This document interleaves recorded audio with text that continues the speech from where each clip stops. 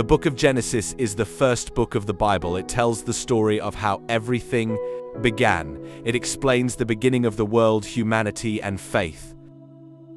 In the beginning, God created the heavens and the earth. The earth had no shape and was empty.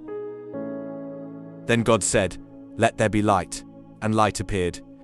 God separated light from darkness. He called the light day and the darkness night. Then God created the sky. He separated the waters above from the waters below. Next, dry land appeared.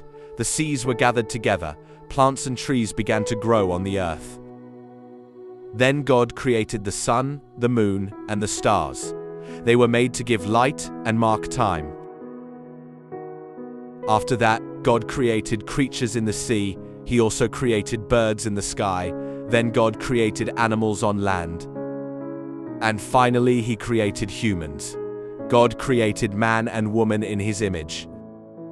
Their names were Adam and Eve. They were placed in the Garden of Eden. It was a perfect place. There was no pain and no death, but God gave them one rule. They were not allowed to eat from one tree. It was the tree of the knowledge of good and evil. A serpent appeared. It questioned God's command. Adam and Eve chose to disobey. They ate from the tree. In that moment, everything changed. They felt shame. They became afraid. They were sent out of the garden. Life became difficult. Adam and Eve had children. Two of them were Cain and Abel. They both brought offerings to God. Abel's offering was accepted. Cain's was not. Cain became angry. He killed his brother, Abel. This was the first murder. Violence began to spread in the world. Generations passed. Humanity grew, but so did evil.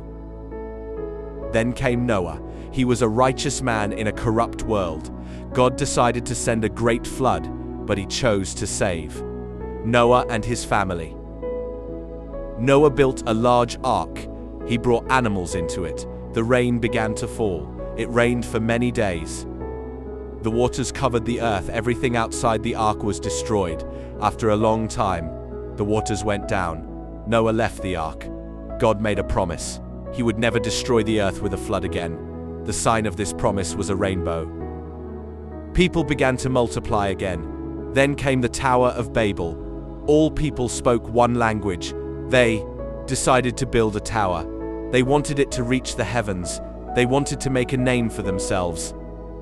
But God saw their pride. He confused their language. They could no longer understand each other. The project stopped. People spread across the earth. Then God called a man named Abraham. He told Abraham to leave his home and go to a new land. God made a promise to him. He would become the father of a great nation. Abraham believed. Even when it was difficult, he and his wife Sarah had no children for many years, but eventually they had a son. His name was Isaac. Isaac had two sons, Esau and Jacob. Jacob later became known as Israel. He had 12 sons. They became the 12 tribes of Israel. One of his sons was Joseph. Joseph was loved more than the others. His brothers became jealous. They sold him as a slave. He was taken to Egypt. In Egypt, Joseph faced many challenges. He was a servant and later a prisoner, but he could interpret dreams. He explained a dream to Pharaoh. The dream showed 7 years of plenty, followed by 7 years of famine. Joseph was made a leader in Egypt.